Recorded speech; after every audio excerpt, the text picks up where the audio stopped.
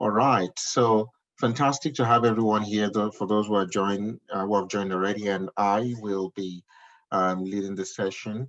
And I hope that you find value here and that you get something here. So if you're connected right now, I just want to give you to give me a thumbs up, thumbs up, thumbs up. Let me just see that you're here with me. For those who are connected already, just put something in the chat and let me know you're there. That's good. That's good. Yes. If you can hear me clearly, let me see your thumbs up or just put something in the chat. Yes. Good. Good. Good. Good. All right. I'll just say what I pray. Lord, I thank you for today. Thank you for every single person connected here. I pray that we would have value to share together, and I pray that you will bless us. Amen. All right. So I will be talking about change. Change is so critical. Change is so fundamental for growth. And it's very important that we understand what change is all about and how we can apply that into our lives. And so that would be the focus of what I'll be talking about today. Now, I must start by saying that where you are now is here. Where you want to be is there. And I'll be using those two words to actually explain the dynamics of change. All right. Change is about going from here, where you are now, to there, where you want to be. That process, that journey of going from here, where you are, to there, where you want to be, is change. And that's what we really need to wrap our heads around. How do I successfully go from here to there in a way that would help me achieve all that I have to achieve? How can I go from here to there without losing my identity, my purpose, my individuality? How can I go from here to there without losing my value? How can I go from the here to there successfully? That is what change is all about. So when you're there is better than you're here. We call that vision, isn't it? So a mental picture of you're there, THERE, is your vision, because that's you're seeing into the future. You're seeing there. That's where you want to be. There. You know, that location, that place where you want to be. That's that mental picture of the there in your life. And I'm not sure whether it's in your marriage, in your education, in your finances, in your business, in your ministry, in your calling, whatever it is you're doing, your project, whatever it is, that mental picture where you ought to be, of where you're going, is very important, and that is your there. Okay, so in order for you to go from here to there, you need a bridge. You need a bridge. So change is the bridge that connects here to there. That's a very simple way of putting it. I'm going to share a whiteboard now, and I'll try to use that to sort of illustrate my point, and I hope you guys get what I'm about to share right now. Okay. Uh, all right. So I'll just draw this up here. So let's assume, oh gosh, not very good at this. Let me try to erase this. Okay. And let me get another marker. Okay. Maybe I should use my hand. Yeah. Okay. Not drawing. Uh, let's use this. Okay. I hope you guys are with me. Yes. Okay. So it's easier to draw with my finger. Okay. So this is here. Okay. And this is there. Can you see what I'm writing here? Grace, can you see what I'm drawing here? Okay. Yes, you can. Okay. All right. All right. So this is here, and this is there. So this is where you are now. This is where you want to be. The bridge that connects your here to your there is change. So this is the bridge that connects your here to there. And so if you're going to be successful, you need to be able to navigate this bridge and connect your here to your there. You need to be able to go through this process in a way that is sustainable, in a way that would help you achieve what it is that you want to achieve. And that's what I would be speaking about today. So in order to go from your here to your there, There are three important components of change that you really need. Three key principles that will connect you from here to there. All right.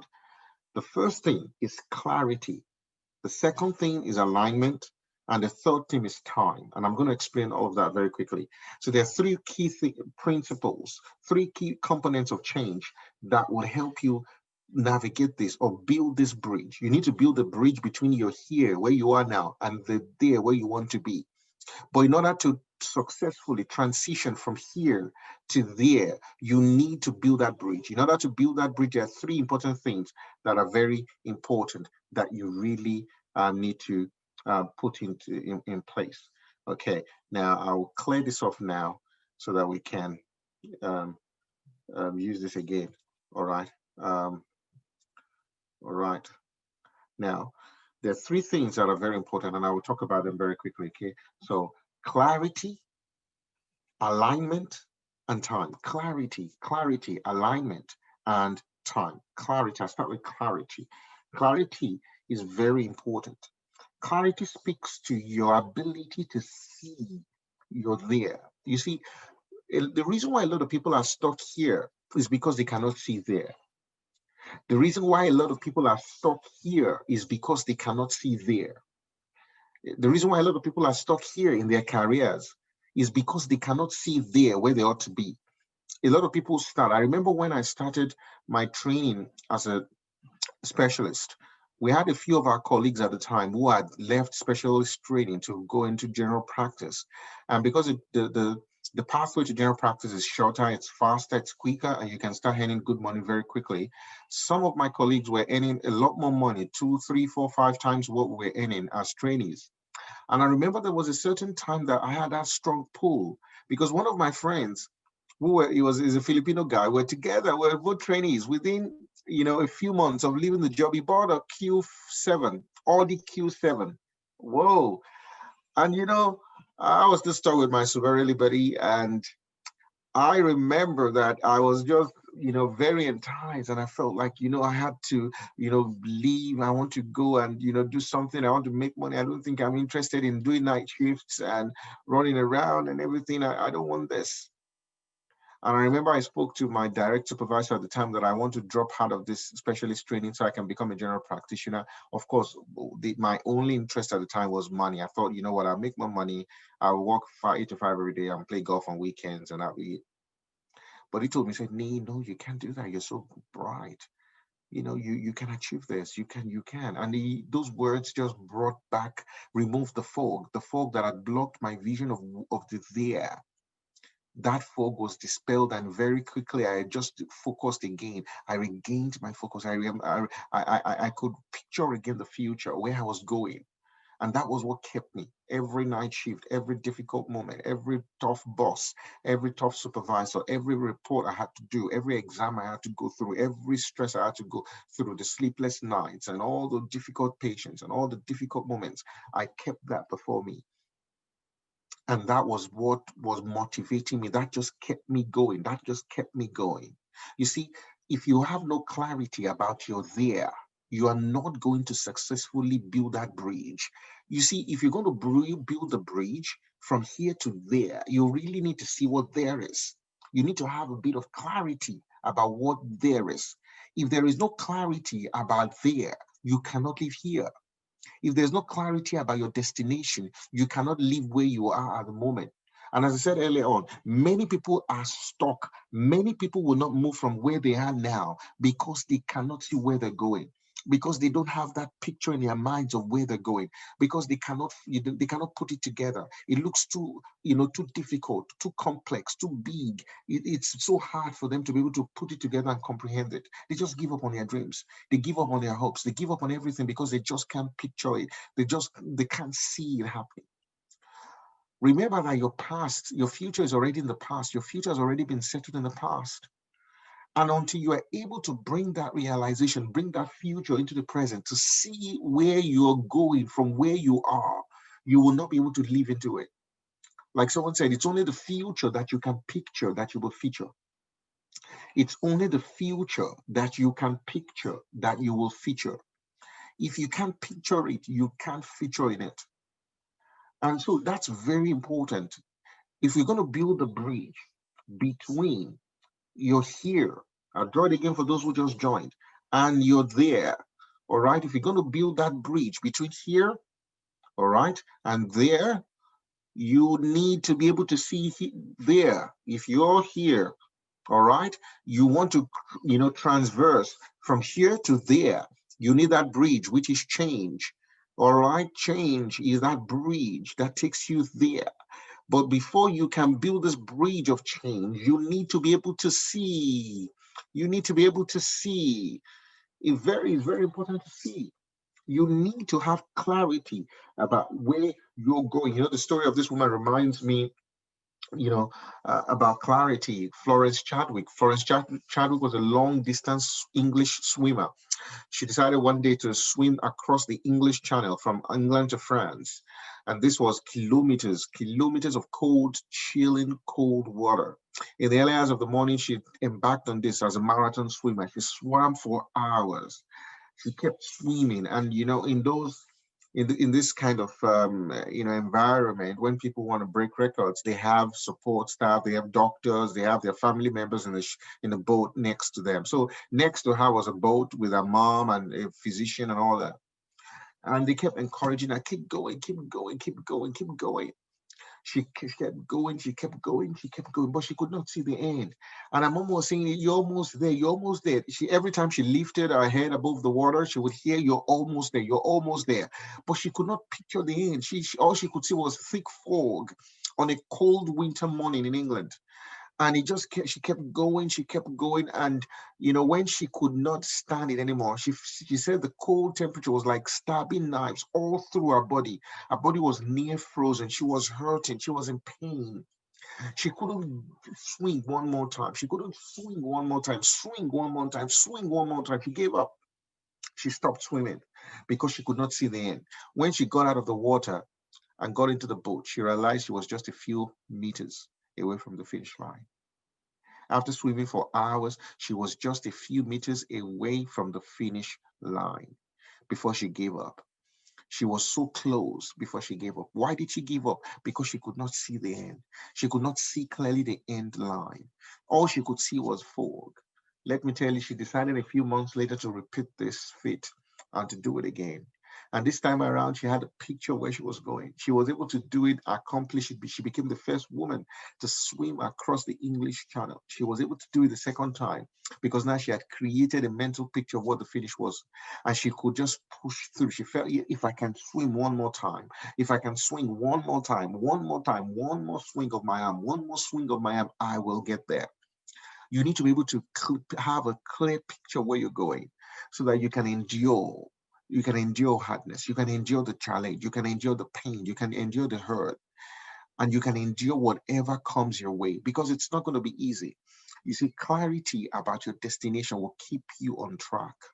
When you lack clarity about where you're going, you will be easily distracted. You will be easily dismayed. You'll be easily discouraged. People will give up easily on their pathway to their destination are people who have no clear vision of where they're going. If you have a clear vision of where you're going, you're going to stay there. So how does clarity come? Clarity comes by revelation. Clarity comes by revelation. That's the truth. Clarity comes by revelation. Clarity, you get clarity through revelation. That's it. If you want a clear picture of what you have before you, then you need to go to the one who has gone ahead of you, who can see ahead of you. Clarity comes by revelation, and that's very important. Some people, require, so some people, want to get clarity about what they should be doing about their there by trends, watching trends, going on the stock market or checking trends and checking, with futurists, finding out exactly what's trending, what will be trending next year. Some people are already thinking and they're making their investments based on what's going to be the trend next year. Where should I invest? What kind of business should I do? What kind of thing should I do? What kind of focus should I give to this particular thing or that particular thing based on trends? And some people base theirs on academic achievement. Some people base theirs on formal education, and they base their, their future, they're there on formal training, some form of formal training or the other. And I'm not saying that that's wrong. I'm not saying we shouldn't get formal training. You know, I'm trained, I've got a degree, and I've got a undergraduate and a postgraduate degree and some other fellowships. So it's important to have, to be well trained and to be very good in your craft. But what I'm saying is that if you really want to transition, whether it's in your marriage, whatever it is, you need to have a clear picture of the future. You've got to have a clear picture of where you want to go. And that comes by revelation, an understanding of your mind, an enlightenment of your heart, an enlightenment of your mind. That opens you up completely to be able to see with very clear vision where you want to go, because that's what will keep you going. What will keep you going? You know, the word of, for those who are Christians here, the word of God says in the book of Hebrews about Jesus that he endured the cross. It says, looking unto Jesus, the author and finisher of the faith, who for the joy that was set before him endured the cross. That means what kept Christ going was the joy that was set before him. So before him, the joy of seeing you and I, for those who are Christians here, come to the knowledge of Christ and come to accept him as our Lord and Savior, that joy, he could feel that joy. He could see into the future the millions of people who will come to have salvation through his death.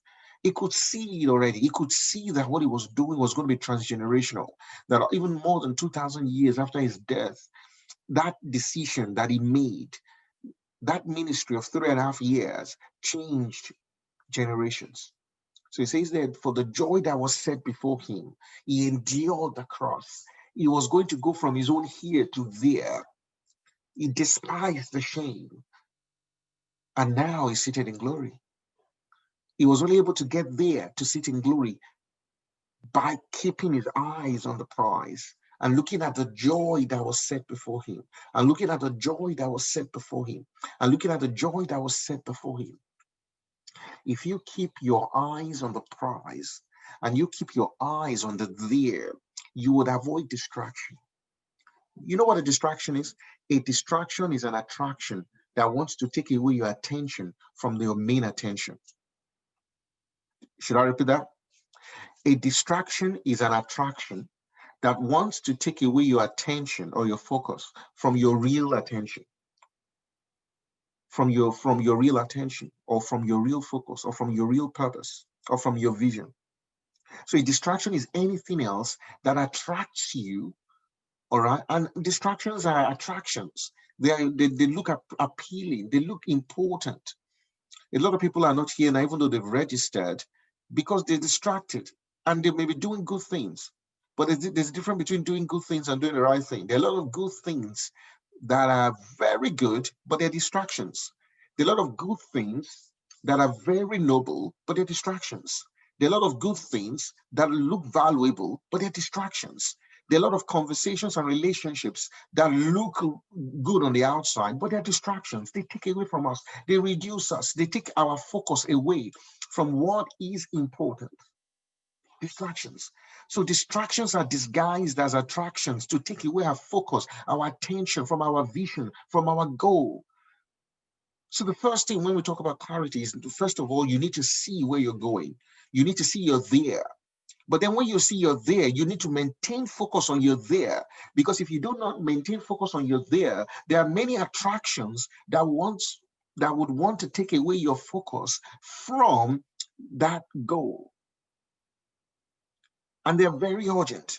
They will come with so much urgency. They will come with so much, pressure to push you away, so much enticement to shift your focus away from what you've been called to do. You cannot go from here to there if you're not keeping your focus on your there. If your focus is on other things, you cannot. You cannot. So you cannot go from here to there if your focus is not sharp when you're there. So your focus has to be crisp, clear, and it has to be sharp on there. You must avoid distractions. You would only be comfortable where you are because you've not seen where you should be. I hope you're taking that, writing that down if you're listening to this. The reason why you're comfortable where you are is because you've not seen where you should be. if you have a clearer view of where you should be, of what you can achieve, or what you can do, or who you should be, where you should be now, you would put in more effort. You would want to build that bridge. You want to rise up and say, yes, yeah, I want to do something. Yes, I want to rise up. Yes, I want to do something. So it's very important to understand that. Very, very important to understand that. So a lot of people are comfortable where they are now because they've not seen where they can be. A lot of people are comfortable where they are now because they've not seen what they can achieve. A lot of people are comfortable where they are now because they've not really understood what they should be doing.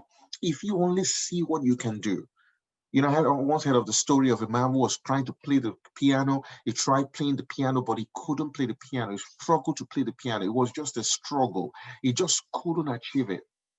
And then he gave up on it until one day he was sleeping in his house, and then he heard the piano playing in his lounge room. So he came out to see who was playing this piano. And when he came out, he saw himself. He saw a man who looked like him, who talked like him, who dressed like him, playing the piano. And he asked, "Who are you?" The man said, "I'm the man who you could have been. I am the man who you could have." Let me tell you, the greatest tragedy you can have in your life is to meet the man you could have been. The greatest tragedy you can have in your life is to meet the man you could have been. Is to meet the man you could have been. Is to meet the man that you could have been, doing what you could have been doing, achieving what you could have been achieving, impacting lives the way you could have been impacting lives, doing what you could have been doing. So before you give up on your dreams into your job, before you give up on your hopes, your dreams, your visions in your marriage, before you give up on that marriage, before you give up on that relationship, before you give up on that, you've got to remember that the journey is not easy. But as long as your eyes, your gaze is set on the prize, you will succeed. So as I round up this first key point on clarity, as I said, a lot of people are not moving. A lot of people are not ready. If you go back to my whiteboard, a lot of people are not ready to move. Why are a lot of people not willing to move? Why is it that people are not willing to move? Why are they not willing to move? Why is it that people are not willing to move? Why are they not willing to move? Okay. Why are they not willing to move? Let me draw this again. All right. All right. So we have here and there.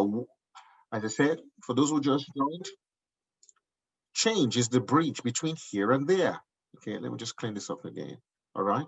Change is the bridge, all right, between here and there. This is change. All right. It's the bridge between here and there. But the question is, why is it that a lot of people do not want to move? A lot of people do not want to move because they cannot see. A lot of people do not want to live where they are, their comfort zones. They don't want to live here to go to there because they cannot see. They cannot see that far.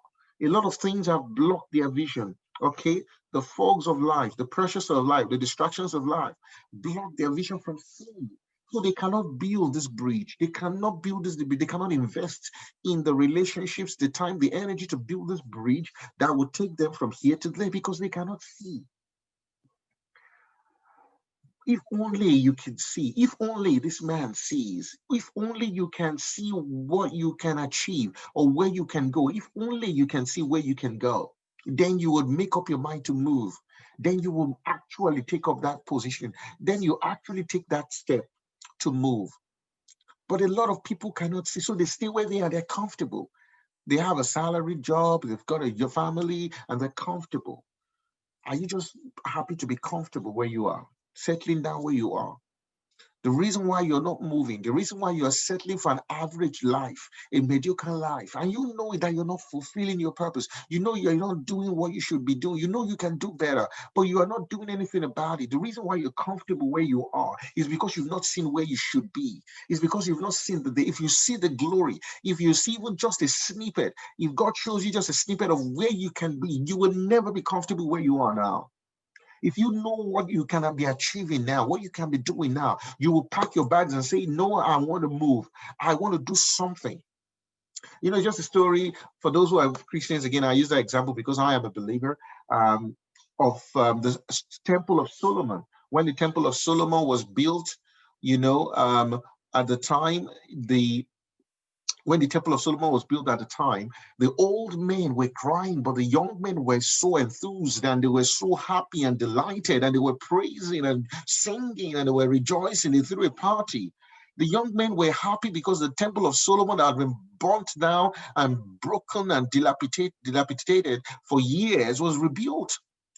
But the old men saw that and they were crying because they knew that this is not the real thing. They knew that this temple is just a caricature of the real thing. They saw, they heard about the glory of the whole temple. So when they saw this new temple, they knew that this is just not the way it should be. They knew it, they felt it, they knew that this was not it. They knew it. And so if you are comfortable where you are, thank you, Charles, for saying that. Do not despise the day of small beginnings. Yes. If you are comfortable where you are, it's just because you've not seen where you should be. If you see where you should be, you would stand up. So clarity is important. The second thing I want to talk about here as a component, a requirement for change is alignment. Okay, alignment. So I've talked about clarity. Clarity is you seeing where you should be, seeing you're there. Remember, we talked about change. Change is the bridge between here and there. All right. And the first thing is clarity, seeing there. Clarity is seeing there. So the question I have for you is, where is your there in any area of your life? And that's the question you need to answer at the end of this session. Where is my there? Where am I going to? In this relationship, where is my there? All right. And I'm going to be giving you a few tasks before you all go. All right. Where is my there in this marriage? Where is my there in this career? In this, whether you're studying this course that I'm doing, where is my there? What do I want out of this?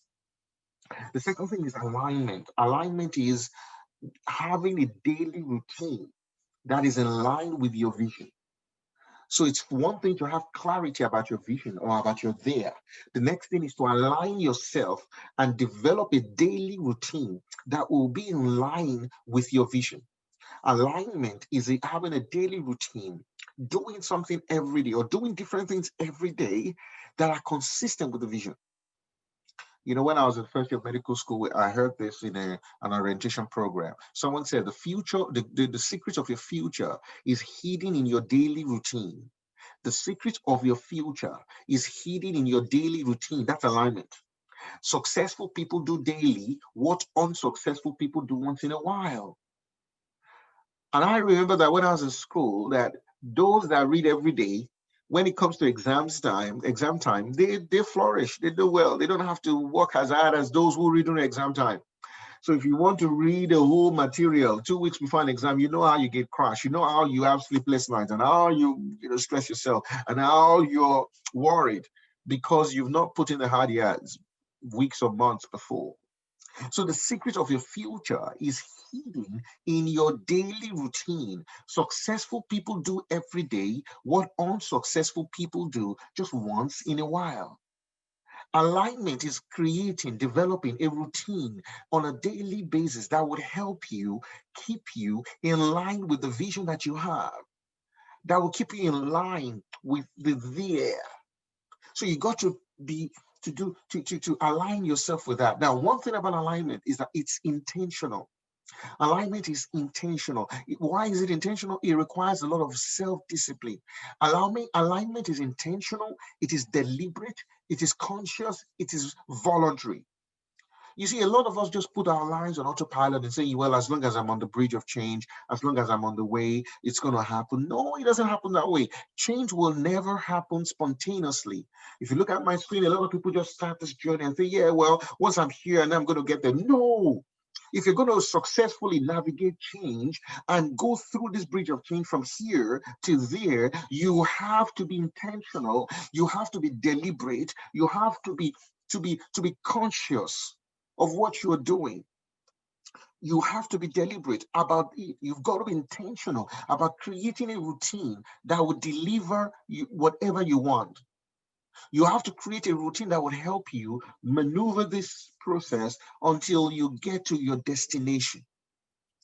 So there are so many people who have clarity about where they're going, but even though they have clarity about it there, they are not able to get there because they are not disciplined enough.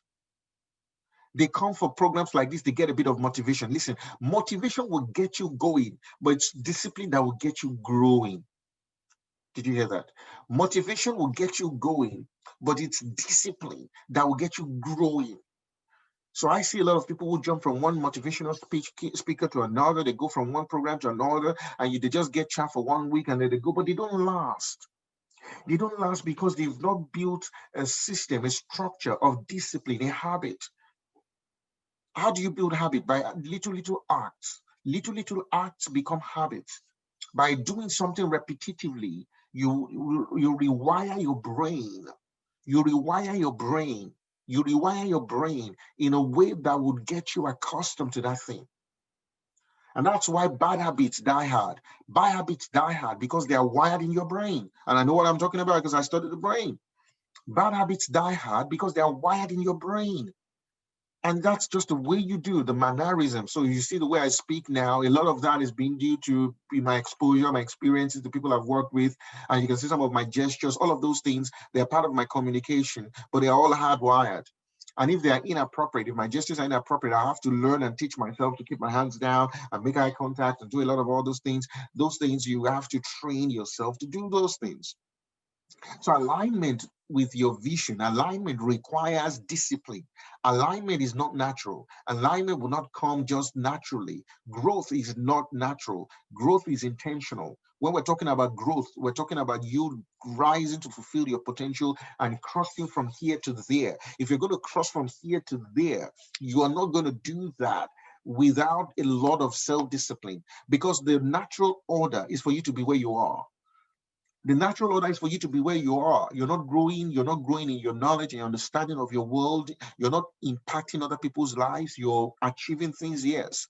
But for me, the end product of every man's life should be significance, not success. Success is you achieving your goal. Significance is you helping other people achieve their goals. Did you hear that?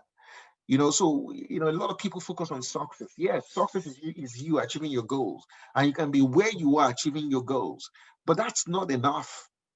If you want to live a life of significance, your goal there would be to help other people achieve their goals. And if you're going to do that, whether for your children, for your partner, for your friends, your neighbors, the people in your sphere of influence, if you're going to successfully help them achieve their goals, you're going to be intentional. You're going to be deliberate about that. Aligning yourself. It requires a lot of discipline. It requires a lot of discipline. We'll be expounding more on this later, but it's very important to understand that you've got to position yourself properly on the pathway to there.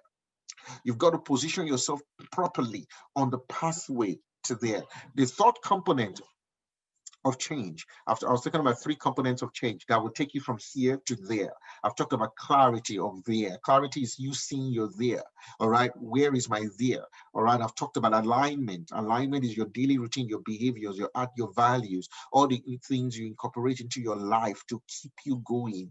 All right, that's alignment. And the third thing I'll talk about is time. Time. Actually, the difference between here and there is what? T. The difference between here and there is T, and T is time. It takes time to get between here and there. So, and that tells you, what does time tell you? Time talks about, time refers to process. Time refers to process. What I see in our generation is that a lot of us want to bypass the process. We want quick, instant results. Sort of a microwave generation. We want instant result. It doesn't work that way. Would not work that way. If you want sustainable change, then it has to happen gradually. There has to be a process, and that process takes time. Change takes time. Someone said this: change does not happen in a day, but change happens every day. Change does not happen in a day, but change happens every day. I've got a beautiful 4-year-old boy, and he'll be 4, I think, in the next 1 or 2 weeks. All right. Now, I just can't imagine, what he sees these days. And for those of you who have young kids, you understand what I'm talking about? They're like a cute little baby, one day, and then you just don't know when they start arguing with you. Today, I asked him to do something. He was playing on his iPad, and I asked him to run an errand, and he looked at me and said, no. And my wife, the way he said it, my wife burst into laughter. She was like, whoa, look at the confidence, the boldness of a 4-year-old. And I thought he was joking. I thought he was just playing with me. So I said, hey, Ethan, get up and do this for me. And he looked at me. I said, no. Then I realized he was serious. He's not yet 4. In my mind, I was just amazed. Is it not the same boy that, carry me, carry me, carry me? Is it the same clinger every night that clings? Is it the same boy that would, like every other toddler, 2, 3 year old? Look at him now. He cannot look at me and tell me. He's changing every day and is growing on us. Have you, run into a friend you've not seen in a long time, maybe an old classmate who's just seen you on the streets? Hey! And you exchange greetings and they're like, wow, man, we're growing old. When we're in the university, look at us. Look at us now. I've got some of my university friends. I see them now. I'm like, whoa, wow, wow, wow. And some of them see me. I think one of them is here. I'm not sure whether if he is connected here. I think, did I see a name? Probably. I'm sure they'll see me. I'm like, whoa, whoa, whoa, whoa, whoa. This guy is, you know, most of us now have pot bellies. When we're in school, we're very slim, slender, nothing, but that happens to us on a daily basis. Change happens on a daily basis. Change doesn't happen in a day, but we change every day. It happens daily. And it's very important for us to understand that time is an important factor. And so if you're going to navigate change, if you're going to go from here to there, you have to be patient. Time is important. Time. Change takes time. Change exists in time. Change takes time. And so you've got to be patient. You've got to be patient. I don't want to belabor that point right now. Now, there are a few other things I want to share with us, and then I would, take some time for some questions, and I hope some of you can put on your cameras. So I know most of us have our cameras off. I'll encourage you, if you can, to put them on when I get to this next interactive point. Now, over the next few weeks, I'll be sharing a few things with us. I'll be sharing a few principles with us. Number one, I'll be talking about the 7 values of change, values of change. And these values are very important principles that will guide us in alignment, in our alignment. I'll be talking about that. Because if you're going to keep yourself aligned to your goal, you've got to apply these principles. These are the principles that will help you navigate change in a way that is healthy, that will help you go through that process in a way that is sustainable, so that you're not like another superstar that comes down and disappears like a wisp of smoke.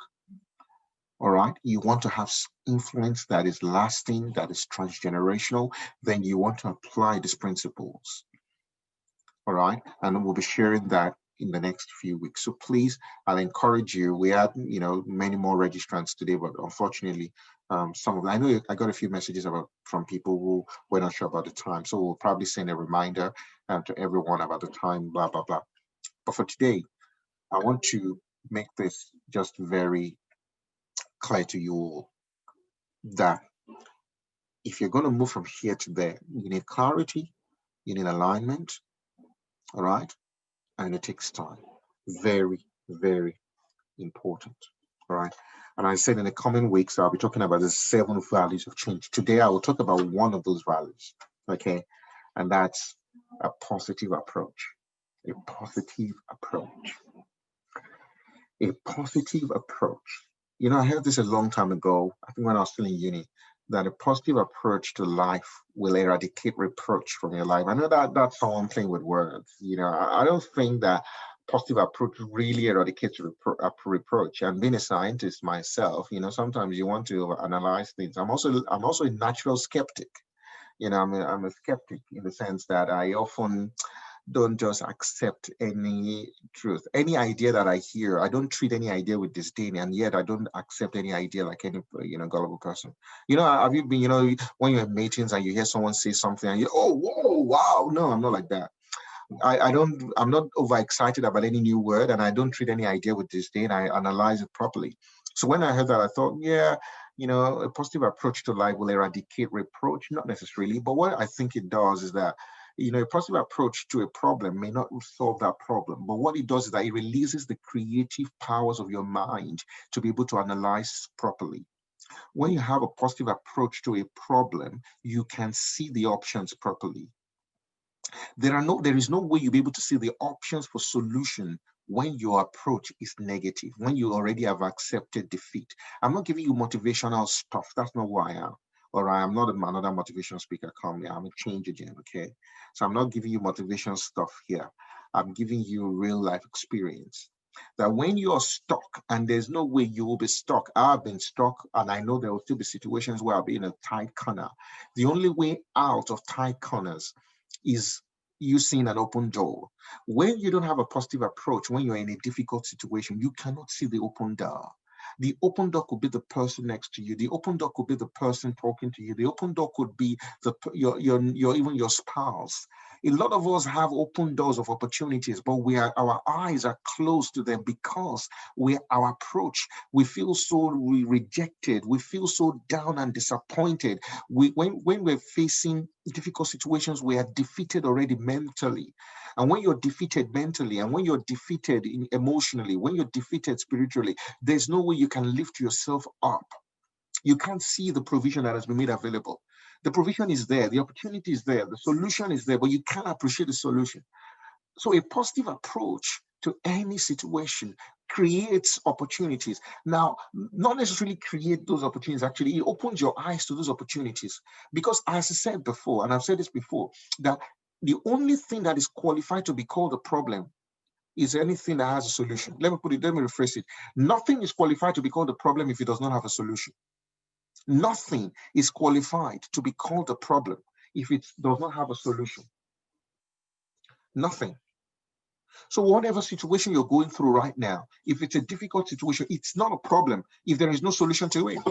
The question is that, would you be sensitive enough to know what what is the solution has been prepared, or the solution that's available to that problem?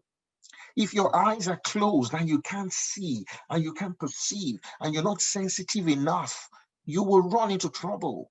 You will not be able to see. You would give up already.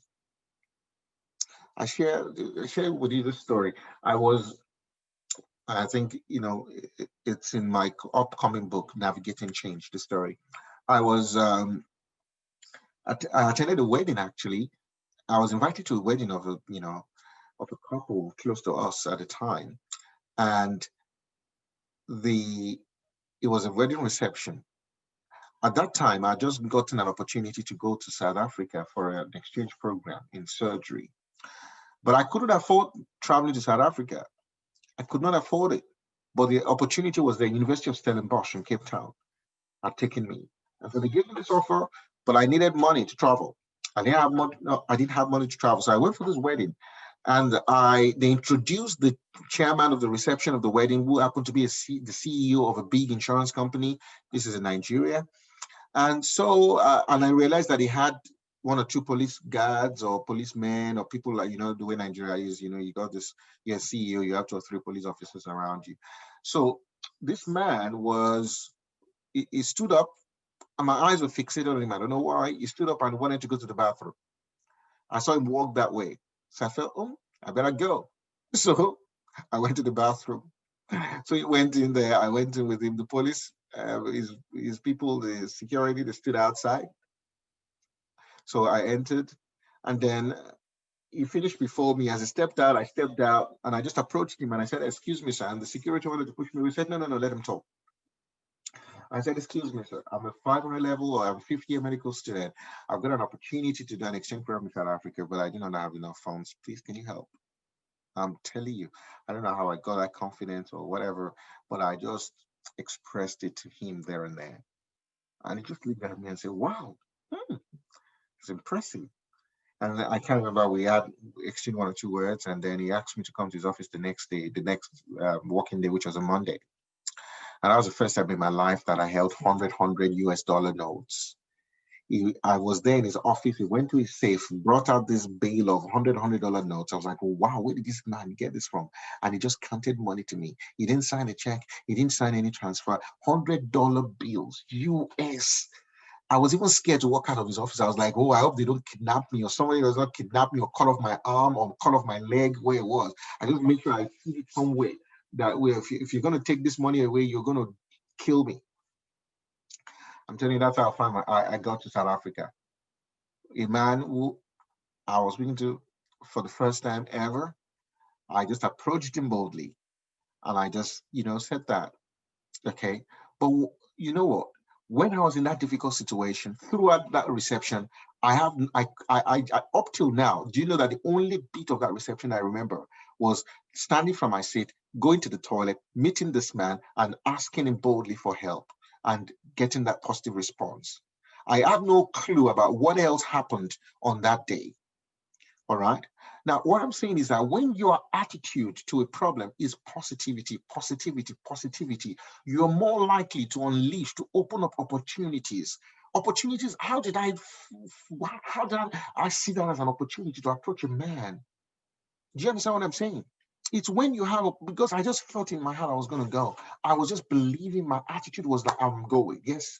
And some people in the Christian circles will call it faith. Yes, I believe, I confess it, I affirm it, I say that language. You have that positive attitude. Yes. That's what I'm talking about. So a positive attitude is really key. Once you've seen you're there, once you've got clarity about where you're going, that relationship you're in, that marriage, once you've seen you're there, you know where you're going, that job, that training program, you've seen you're there, you know it, that you're there for a reason and you need to complete it. Once you've seen you're there, then you've got to have a positive approach about you're there. Because along the way, remember, change is a journey. Change is a journey. John Maxwell would usually say that, John Maxwell would actually say that your goal is not your destination. Your goal is actually that you're being changed as you get through your destination. The real goal that God has for us is the change that we go through getting to our destination. Are you with me? I hope I'm communicating with someone today.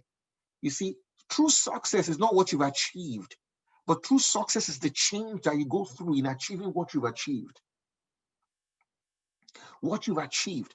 If you ask me, I'm a PhD holder. My PhD is just a certificate. Where is it? I can't even find where it is. Do you understand what I'm saying? But the training, the skills, the research skills that I've received, the time, the energy, the ability. I've never failed any exam in my life before until I started a PhD, and there wasn't an exam. I was rejected.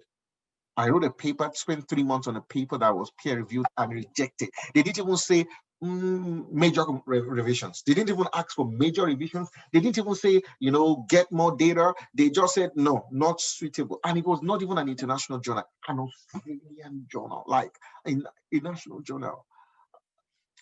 I'm telling you, I felt like I was going to pull out of the PhD. I was like, wow, is it? I'm going to pull out. My supervisor said, listen, I'm a professor. I was a professor in my 40s, early 40s. Do you know how many rejections I've had? And by the way, my name is on this paper. So go back.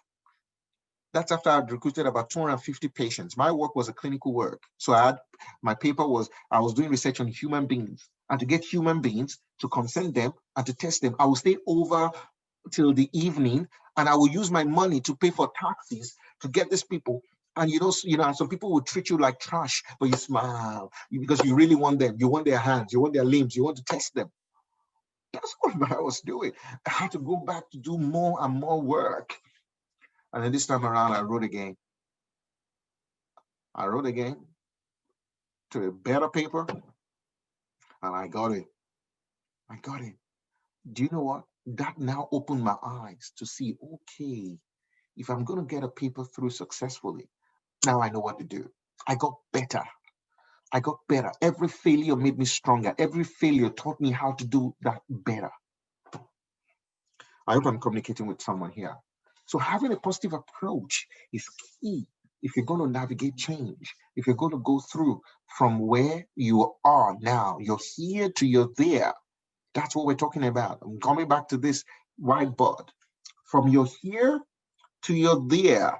If you're going to do this successfully, all right, you're going to need a positive approach.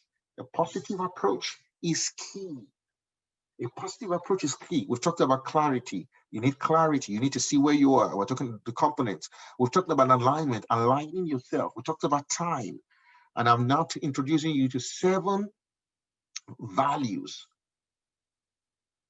And the first one I've talked about is a positive approach. See, this looks like my typical patient notebook. Are you with me? All right. So Before we go, I'll stop there. I'm not going to say much more than that. Before we go there, I'm going to introduce you to another 4 lanes of change. Now, just to summarize, I've talked about 3 components of change, and I'll remind you next week as well. What can you remind me? 3 components of change. Can someone just unmute themselves and just tell me the 3 components of change?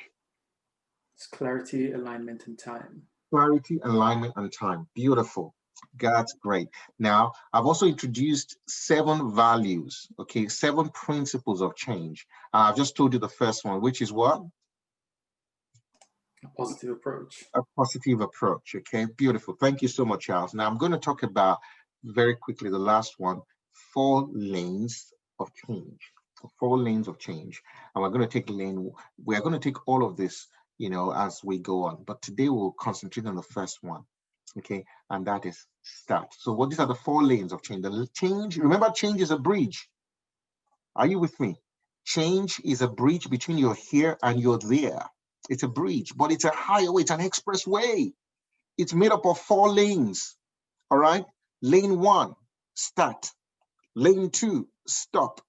Lane 3, more. Lane 4, less. Those are the 4 lanes. Start, stop, more, less. Today, I need you to tell me, and write it down now. And I want you to write it in the chat box. 3 things you're going to start. All right? 3 things you're going to start that will deliver you to where you're going, that will give you your desired change. If you're going to have change there, you've got to go through these lanes. So there's some things you've got to start doing. There's some things you've got to stop doing. There's some things you've got to do more of, and there's some things you've got to do less of. Okay, so I want you to put it there, and I'm going to talk about some of those things practically for anyone who puts it there. I'm just going to choose some random, we've got about a dozen people here connected. So you just put there on the chat box 3 things you want to start doing now, that you must start today, that will help you deliver your desired change. 3 things quickly. If anyone is there, put it down there. 3 things. What must I start to deliver change? If you've seen where you're going, the there, and you want to move from your here to your there, of course, there's some things you've got to start doing now. All right? Scheduling my priorities, sticking to that schedule, writing down my ideas and plans. Beautiful. Any other person? What do you have to start? Start. Now, when we're talking about start, let me also mention this to you. When you're starting something, you can start something that is completely new, something you've not done before. Or you can start doing something you've been doing before in a different way. So when we say start something, it does not necessarily mean that you have not done it before. All right? It doesn't have to be brand new. Where are the others? Hey, where are the others? Please, I'd like everyone to participate. 3 things that you would like to start. Any more person? We've got quite a number of people here. Any more person? What would you like to start doing now that would help you deliver your change? Because you've got to start something. As I said, alignment is intentional. If you're going to align yourself, it's going to be intentional. It could be about a positive approach. You've got to start, maybe start doing something about your approach. Yeah, beautiful.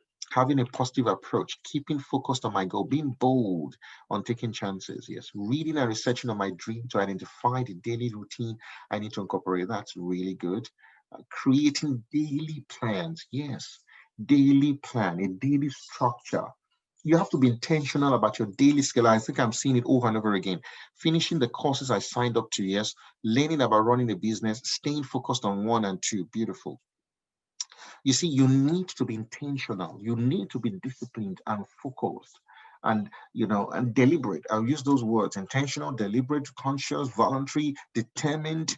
If you're going to change, it's not going to be easy. You have to just make up your mind. This is exactly what I'm going to do. And this is how I'm going to do it. And I'm going to be determined to do it no matter what. I have to do it. I have to do it. I have to be there. I have to be here. I have to be. I know some of you have had to leave things to be here. And that's because of what value you put on this. All right? You have to. And that's really, really important. Really, really, really important. Be cautious. Oh, Henry, that's great. Henry Patrick Arabo. Hey, I think that's my old classmate, Harry. I hope, yeah, is that Harry from University of Lagos? You said, Yes, it's Henry. hey, Harry, great to hear from you. Wow, fantastic. Yeah, good Great. to hear you. Thank you so much, Um, man. Man, this is, yeah, I can't remember the last time I spoke to you. We're roommates in year one or year two, Harry. yeah, it was in year three. Year three, Sorry, whoa, it was year four and year five.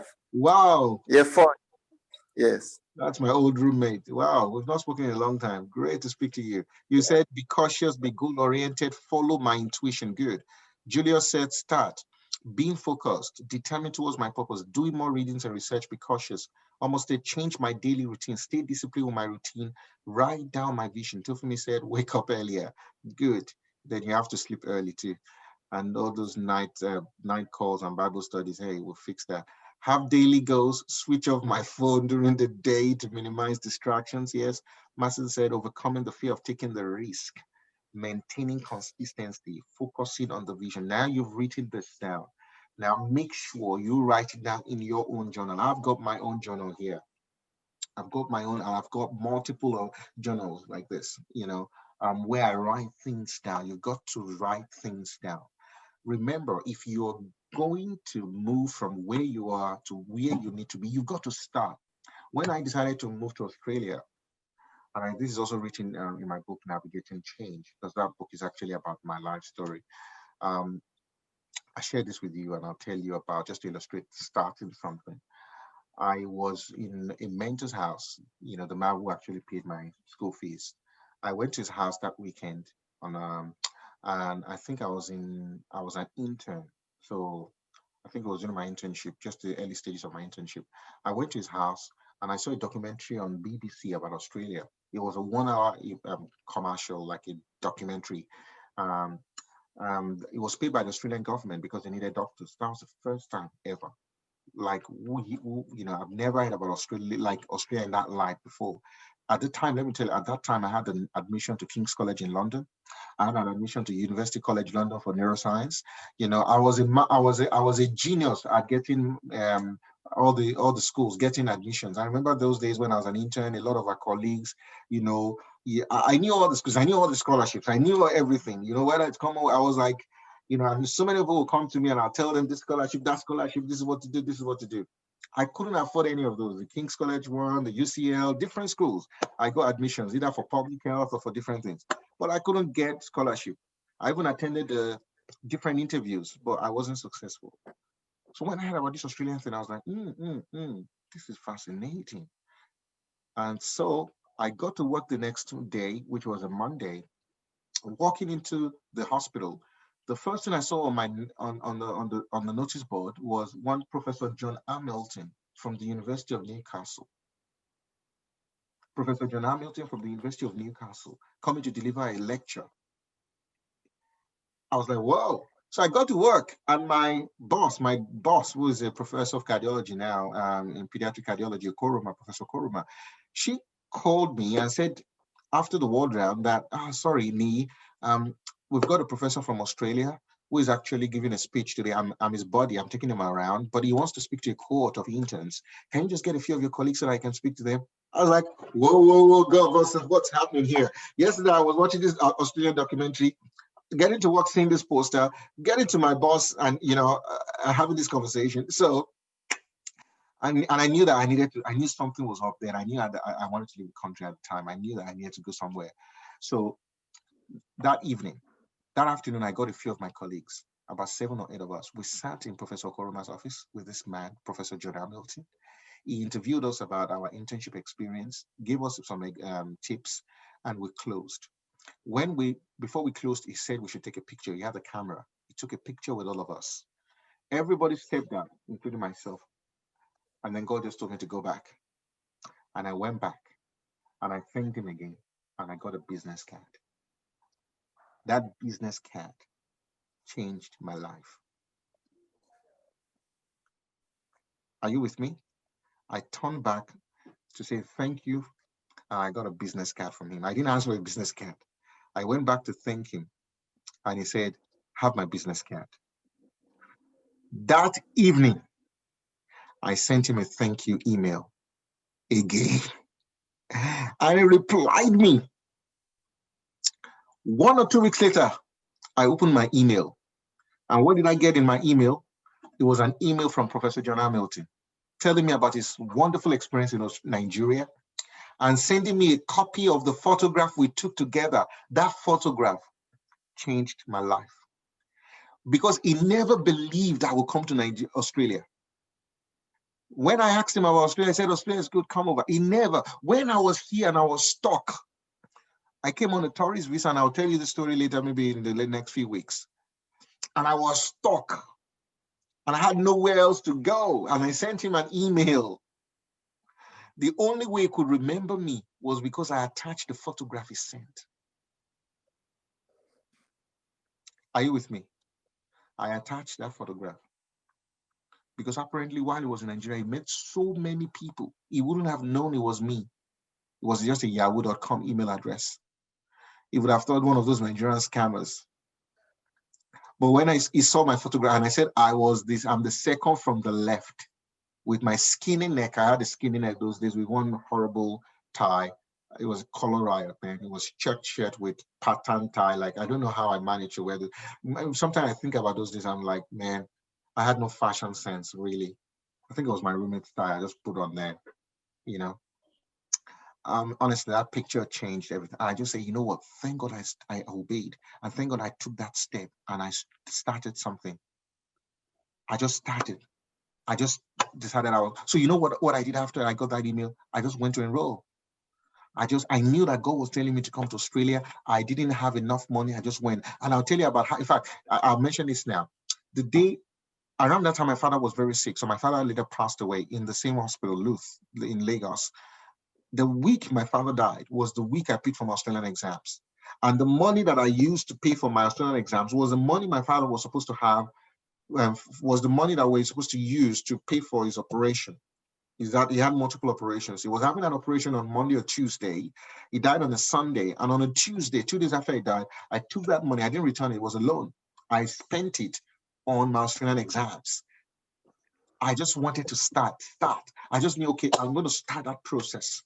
I'm going to commit myself to that process. And I started reading. I started preparing. I just thought, yes, this is it. I was not going to bother again. There were so many distractions at the time. My father had died. Throughout the time I was preparing for my exams, I just lost my dad at the age of 61 as the first son. At that time, he had 5 children with my mom, 2 children elsewhere. I was the only graduate.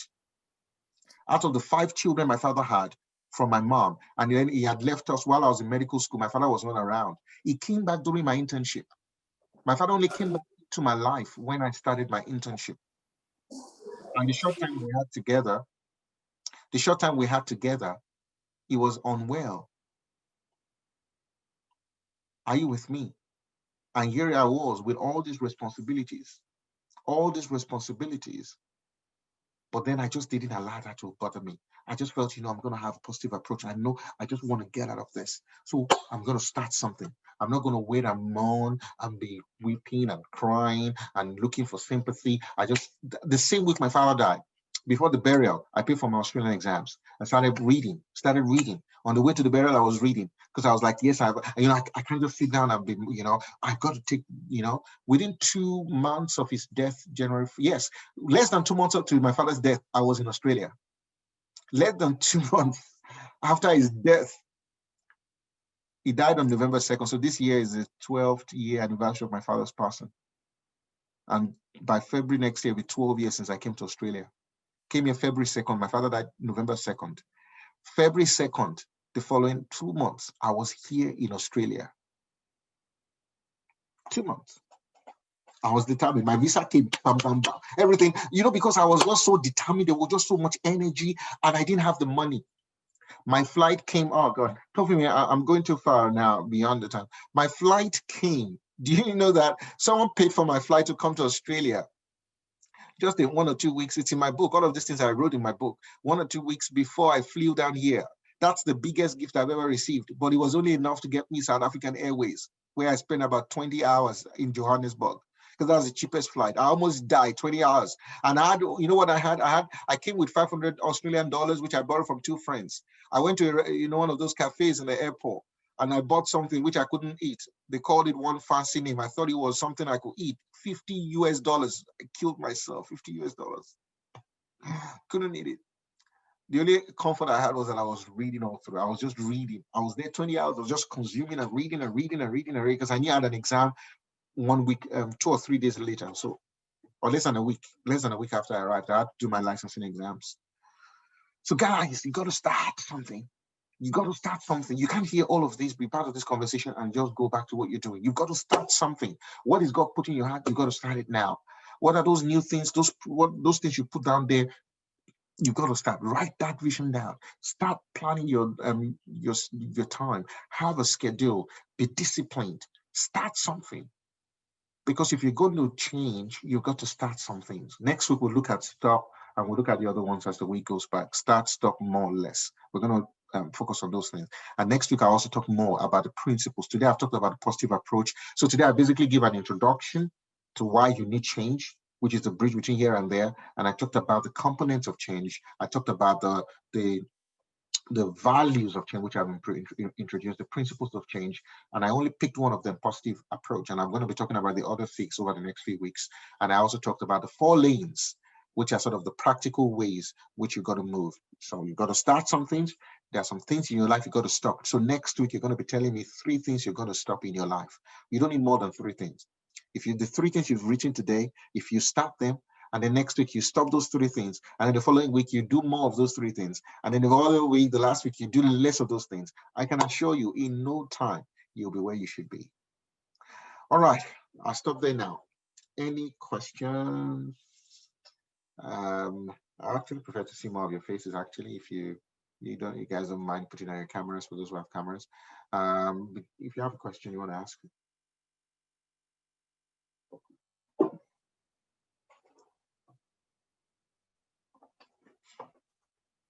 Any question or comment?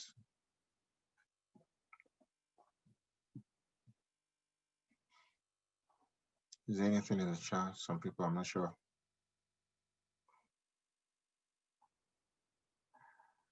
All right. Charles made a comment earlier. Many of our life-changing opportunities are right in front of us, yes. But many times we ignore them to the detriment of our dreams, yes.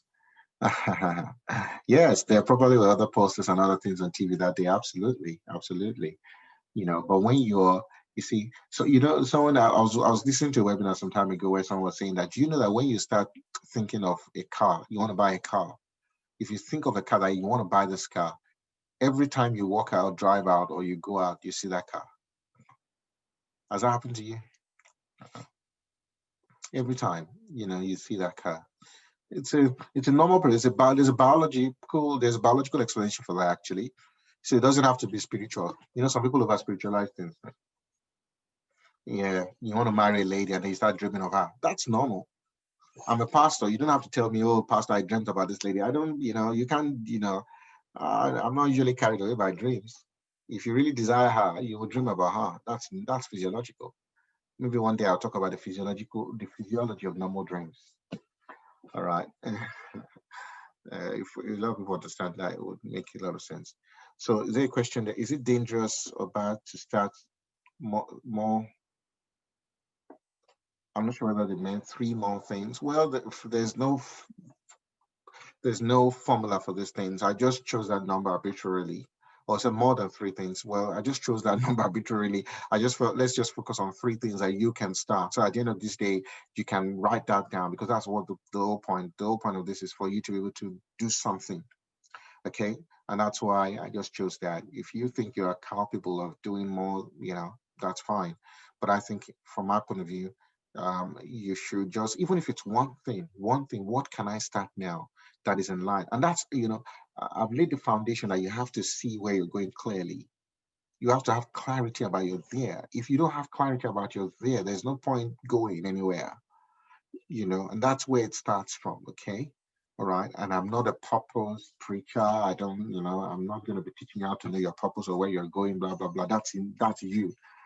All right. And if you need to see someone about clarity, I had also in recent time, I've had one or two coaching sessions with other people just to, clarify exactly what I'm doing and where I'm going and just talk to them about my vision and just to get a bit more clarity about where I'm going. And it helped me in that regard as well. But that's not why we're here. We're here about for people who already see where they're going, but they're having difficulty getting there. How can we go through that process? That's why we're here. I think there's another question here. The question is, oh, if he, there's a comment here. If he's also one of my classmates, old classmates, I know you as a very bold person. Okay, bold person. Okay. I take that as a compliment. I don't think I was all that bold anyway, but okay. Kolawole just said, what can one do when you start something, then you stop or discontinue, and that very thing is important? Well, you go back to it. You go back to it. That's it.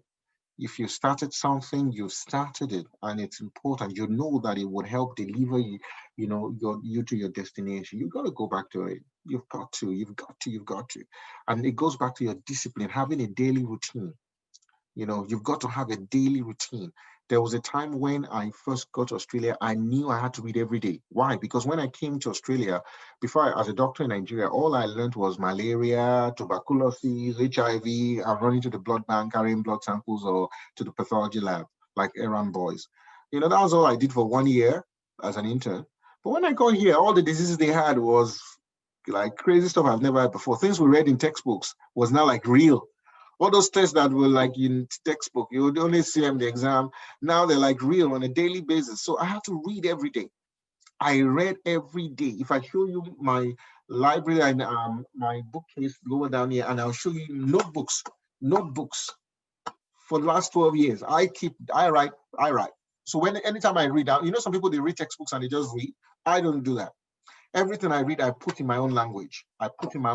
Because when it's exam time, I don't read the big books. I read my journal. And my wife, only God knows how many of these things we have in our house. When she goes to the store, she knows that I need them, and they're all labeled. Okay, so you've got to have that. You have to have a daily routine. I've got a daily routine, and part of my daily routine is relaxing. You've also got to put that in your daily routine. And I know how I relax. There are a few people I watch on Facebook and Instagram now when I want to relax. Some of them are comedians. All right. Some of them are coming. I don't want to mention some of their names now, so I'm not giving them.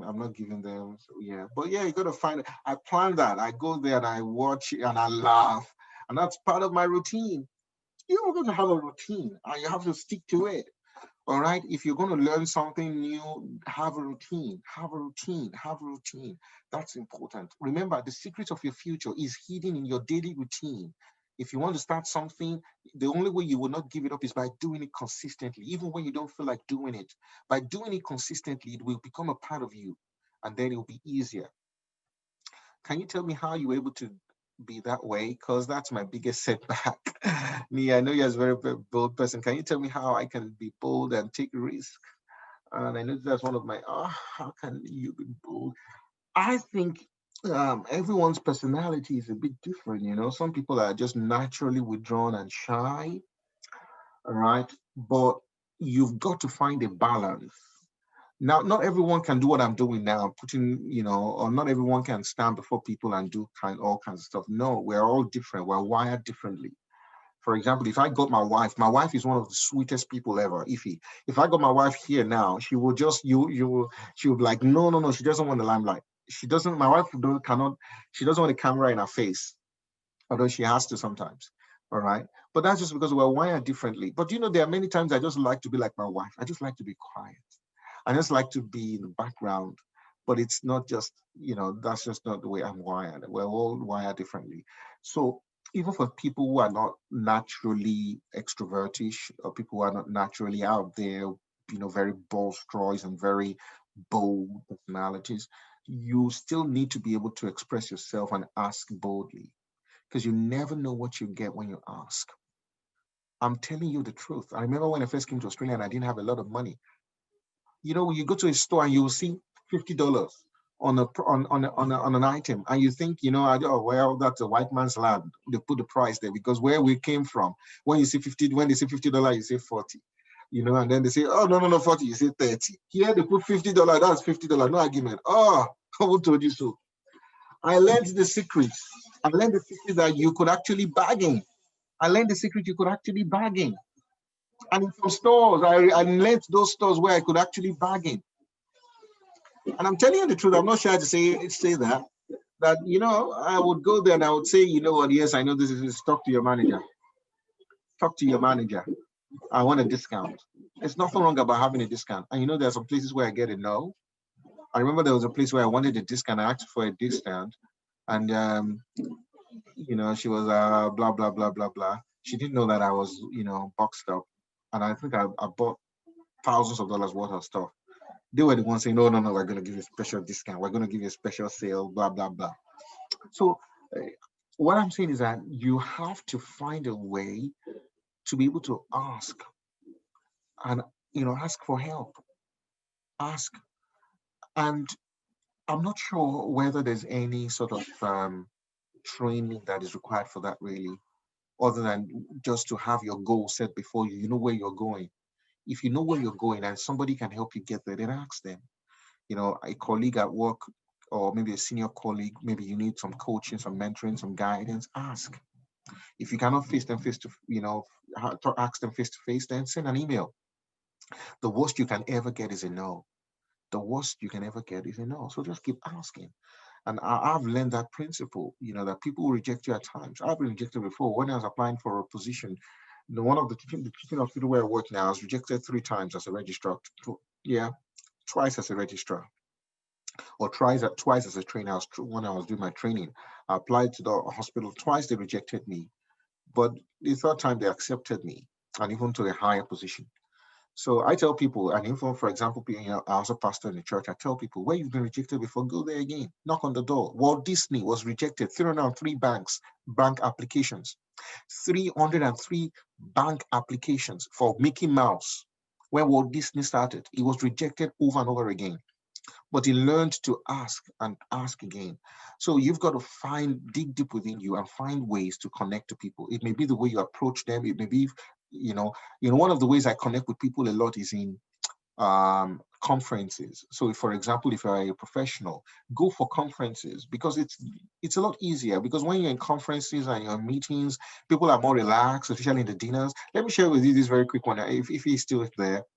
um, I went to Austria, Vienna, for a conference, and my brother, who is based in Italy, flew over to spend the weekend with me. We had not seen each other for a few years at the time, but my brother those days was a party animal. So Friday night, my brother just went partying in the streets of Vienna.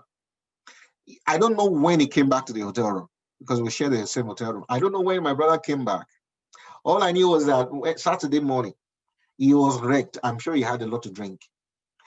I just saw him, like the way he was contorted on the bed. I knew this guy was wrecked. So we had breakfast, free breakfast, complimentary breakfast in the hotel. So I came down to have the breakfast, and I sat alone on my table. And guess who came to sit in front of me on the table? The convener of the meeting, the professor who is the convener of the meeting, the main speaker actually as well. Is the convener and the main speaker came to sit with me. And he asked me, he said, where are you from? I said, I'm from Australia. I said, Australia? You don't look like an Australian. I said, I am Australian. And then we started talking. And he said, well, what do you want to do? And I told him what I wanted to do. At that time, I had not started my PhD, but I told him what I had in mind and why I came here. I want to learn more about this technology, blah, blah, blah. He said, okay, you know what? Come with me. We finished our breakfast. He took me to the company that manufactures ultrasound scan machines. He took me to their international manager, whatever, for Europe, and said, please, this guy needs help. Can you provide him support? And all we did was to exchange business cards. When I got to Australia, I sent that man an email about my plan. Do you know that within 1 or 2 months, they sent me a $55,000 brand new ultrasound machine in Canberra? I hope somebody is getting what I'm saying here. I'm telling you, do you know that that machine, it was actually not given to the hospital, it was loaned to us. I had it for 1 year. And the first two chapters of my PhD were done with that machine. In fact, that machine was the one I got for my PhD to the hospital, to the department where I ended up being. We bought the same brand. And how did I get to meet this man? He was in a conference. My brother was supposed to be sitting there. But as fate would have it, the chair that my brother was supposed to be sitting was where this man sat. And this man, I had a chat with him. I didn't, some people, other people, you see somebody like, I didn't know he was a convener. He sat there in front of me. I could have just put my earphones like Martins. I put my earphones and I'll be listening to, glorious God, wonderful King. I'll be listening to gospel. All right. I didn't do that. I took away my phone and I just chatted him up. I would talk and I realized it was a convener. And I told him my research and he connected me. And I'm telling you, that made a difference. So that's a very long answer to Ife's question, but I hope she gets it. Thank you. Would we, and Ife, by the way, I was in Berlin the previous year. That was 2015, 14 or 15, I was in Berlin. Beautiful city. Yeah, thanks, Nee. Thank you so much. Yeah, cheers. Would we get the recording of today's session? Yes, you will. You will. You will. We can make that available. How can one develop consistency and discipline? Talk on how to develop. Oh gosh, I think it's difficult to teach. How can we teach discipline? There are areas in my life that I think I can be more disciplined. Like Tofumi, who works with me, is already here and he's already pestering me to shut up. I need to have more discipline in shutting my mouth up and being on time. I've taken a bit more time, because most of us joined a bit late anyway, so I've taken that liberty. But the only way is that when you've seen something in your life that you need to be consistent about, you have to. You see, there's no one else, no other person can teach you how to be consistent. One way you can do it is to have an accountability partner. And maybe that's why, it's difficult for me, for example, to do one-on-one mentoring, really, because of the volume of work that I have. I don't have the time to be able to sit with one. I've got a few people but I can't expand that to everyone. But if you can find a mentor that can, like a one-on-one mentor now, that can keep you accountable, all right, to make sure that you're doing what you should do. One of my accountability partners is my wife. So my wife knows everything I'm doing. She knows every single thing I'm doing, and she's keeping me grounded. She's keeping me accountable to make sure that I'm doing what I should do at the right time. Do you understand? So it's really important to do that. So you need to be determined. It starts with you being intentional and you having a structure. So you need to have a structure. You need to have a routine. When I wake up in the morning, what am I going to do? What are my high energy hours? For example, there are some times that I need high energy stuff. I don't do them in the afternoon, evening. Early in the morning, I wake up very early. If I want to read or write something that is too complicated, I do it in the morning. And it is very complicated, I get Grace or Tofumi with me, and then we can get it done because I know she's brilliant and she keeps me accountable too. All right. Charles has given us a comment there. My trick for boldness. Imagine that the other person is no different than you. Beautiful. That's true, Charles. Thanks for that. Find common ground. Comment on something they've said and or done, and then you introduce yourself. Oh, beautiful, Charles. And then let the conversation flow. Beautiful. Beautiful. That's good. And you see, many times they are lonely and isolated from the people around them and really wish other people would talk to them. You could be that person. Absolutely. And so if you, especially when you're talking to people who are higher than you, you've got to find it. Let me tell you this other thing. When I initially got my first appointment as a specialist in the teaching hospital, I was on a rolling contract. For one reason or the other, they put me on a 3-month rolling contract. So every 3 months, I have to sign a new contract. Can you imagine that? Every 3 months, my login to the hospital will not work. I have to do that again. That was the most frustrating aspect of it. That 3 months, I just realized that login is gone. I have to fill in a whole lot of paperwork. So they gave me these 3-monthly contracts until one day. I just went to the hospital, tried to log in. I couldn't log in. I was frustrated. I was going up. I'm sorry if you hear noise in the background. My kids, they're all up now. So, that's a cue to round up. I drove to the gas station and I was about to put the gas in the car. I just felt like, I'm going to speak to the head of the department. I've been dreading that call, but there and then I just took out my phone and I said, "Hi, Alan. I want to discuss this with you. Can you help fix this?" All right. And I told him, "Alan, I want to stay here, but I want something permanent." I was bold. I said, but of course, I prayed before. I was saying, God, just give me the right words. Say, Alan, I just want something permanent. I am telling you the truth. That was it. Do you know that if I had not made that bold request, I would have just been doing it? They never knew. He didn't even remember. He didn't, because he has a permanent contract. You've got to just, find a way, develop some commonality, like Charles has said, have some, interaction and let it get it done. Comfort said, greeting Charles, and greeting side Charles, amazing. Start small, walk your way bigger to bigger habits and activities. Beautiful. Thanks, Charles, for that. For consistency, start small and walk your way. Yes, beautiful. Thanks for that. Very good. Yeah, so fantastic. So thank you, everyone. I think we'll stop there. Um, Hopefully next time we'll have a bigger audience. So thanks to everyone, to Charles, to Tofomi Martins, Paul, Kolawale, Ifia, to Omolola, Henry, and Comfort. Thank you all, guys. Really appreciate that you spent this evening with me. I hope you found value. Did you find value? Can you just describe what you got out of this in one word? One word. Just give me one word. Just give me one word to boost my ego a little bit. One word about how this has what you got out of today, or how you describe today. One word, everyone.